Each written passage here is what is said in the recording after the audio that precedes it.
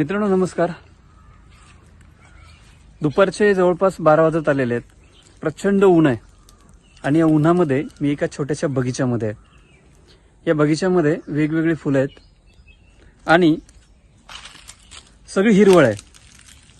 परंतु या बगीच्यामध्ये एका ठिकाणी पक्ष्यांना पिण्यासाठी पाण्याची व्यवस्था केलेली आहे आणि हे पाणी पिण्यासाठी दुर्मिळ असे पक्षी इथे येतात.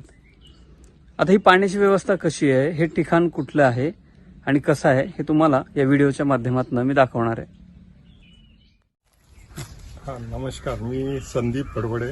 आणि वाईल्ड लाईफ फोटोग्राफी माझी हॉबी आहे आणि मेडिटेशन पण म्हणू शकता. त्याच्यासाठी मी ॲक्च्युली 3 वर्षापूर्वी मी ही जागा घेतलेली आहे, बंगलो हे आहे.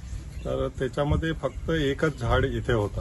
तर मी एक अंदाजे 20-22 झाडं लावली आहेत आणि पक्ष्यांसाठी इथे पाण्याचं हे सगळं करून ठेवलं आहे. इथे मला ह्या वर्षी बरेच रेअर बर्ड्स जे पुण्यात काही लोकांना 15 वर्षात दिसले नाही, रुफस वुडपेकर म्हणून आहे, तो इथे रोज येतो काय.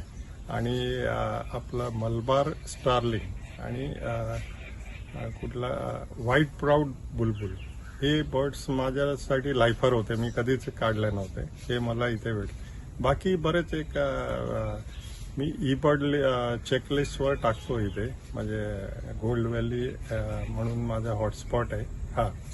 तर इथे जवळपास 50-60 स्पीसीज ऑफ बर्ड्स इथे येतात. आणि माझे मित्र आहेत हे राम मुंडे, त्यांच्याबरोबर मी हे म्हणजे बर्डिंगला आम्ही इथे आलो की जातो.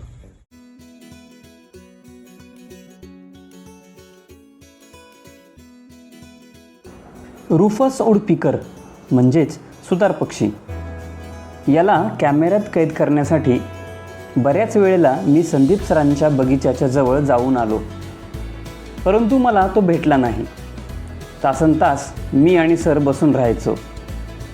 पण एके दिवशी सायंकाळी 6:10 तो अचानक पाणी पिण्यासाठी तिथे आला. मी परत निघण्याच्या तयारीत असताना तो अचानक आल्यामुळे मी आनंदित झालो. सायंकाळची वेळ होती, पुरेसा सूर्यप्रकाश नसला तरी त्या सुतार पक्ष्याला कॅमेऱ्यात कैद करण्यात मी यशस्वी झालो.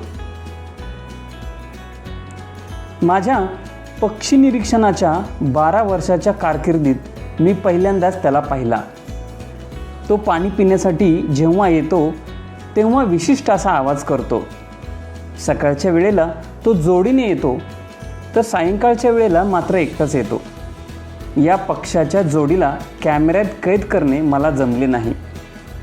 जवळपास 2.5 ते 3 मिनिटे तो पाणी पित होता, कारण सुतार पक्ष्यांची जीभ ही पातळ आणि लांब असते.